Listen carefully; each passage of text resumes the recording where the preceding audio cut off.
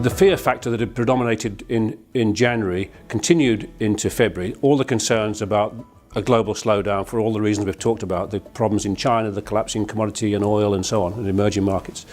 But I think what became a bigger concern in the first part of February was the fact that central banks around the world, in the developed world, are now looking at zero interest rate policy for a long period ahead, in some cases negative interest rates, the European Central Bank and the Bank of Japan. And people were saying, well, if that's going to carry on, the damage to the banking sector, profitability, is very serious.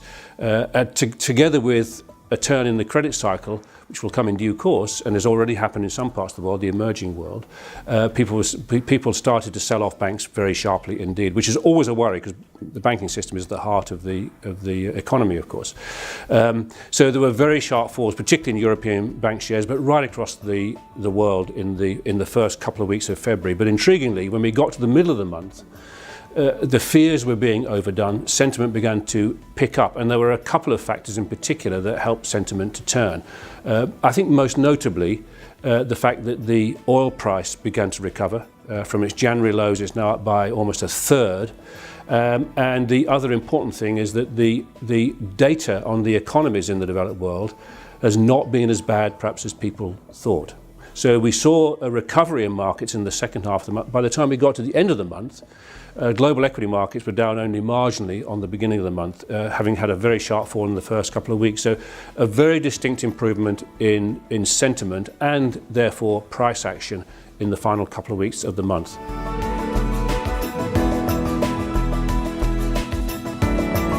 The negative factors that we've seen now for the past couple of years, the big ones are the slowdown in China, which is now a matter of fact. I think we've talked about it for a long period of time. I think most people now recognise that China is indeed slowing on a structural basis, resting too with a credit boom which has to be unwound.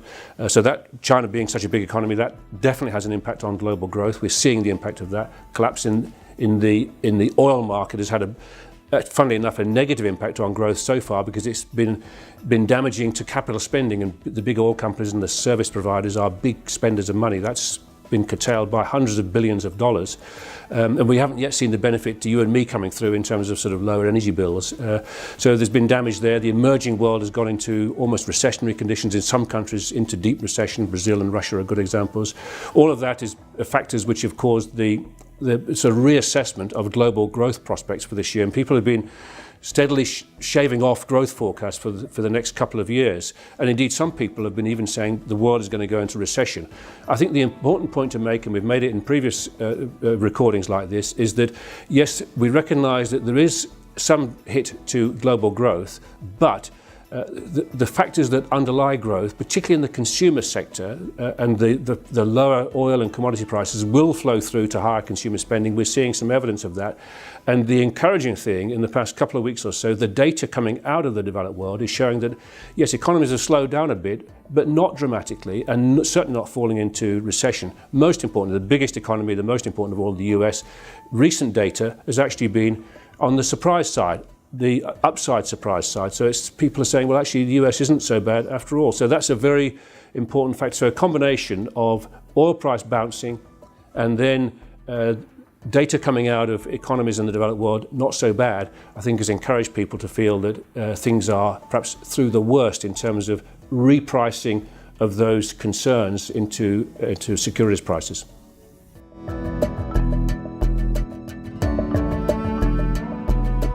Well, I think the most notable one was the fact that we've known for some little while that the UK was going to call a referendum on staying in the EU or not.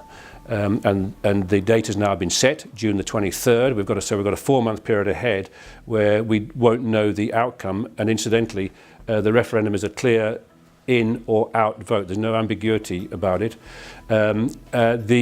The first signs of wobbles in the markets came very shortly after the announcement of the referendum was made, and the Out campaign was actually, I think, supported by some very high-profile cabinet ministers actually joining the out campaign.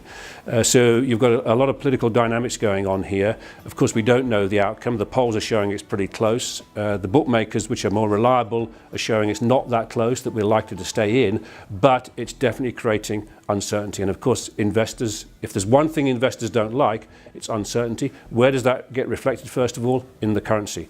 So sterling has had quite a big fall. And actually, my guess is that sterling's fall so far is discounting the probability, which is probably about 40% of the UK coming out of the EU. But we've got 4 months of wobbles. So I think asset prices in the UK, and sterling in particular, will continue to come under a bit of strain. But the outcome is binary. If we stay in, sterling will recover pretty quickly.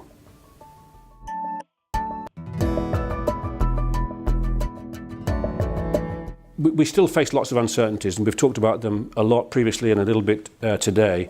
There are lots of uncertainties out there and some big issues, and the world is going to continue to grow quite slowly, but it's not going into recession. And I think there's now a bit of recognition that things perhaps aren't quite as bad as people were fearing in late December, January, early February, when markets really fell very sharply. We had the worst setback in markets since the global financial crisis. So a lot has now been discounted. Things aren't that bad. We're not facing a global systemic problem. Bank share prices were ridiculously weak. Bank capital is restored to much healthier levels than we've seen for decades, much stronger than pre-crisis.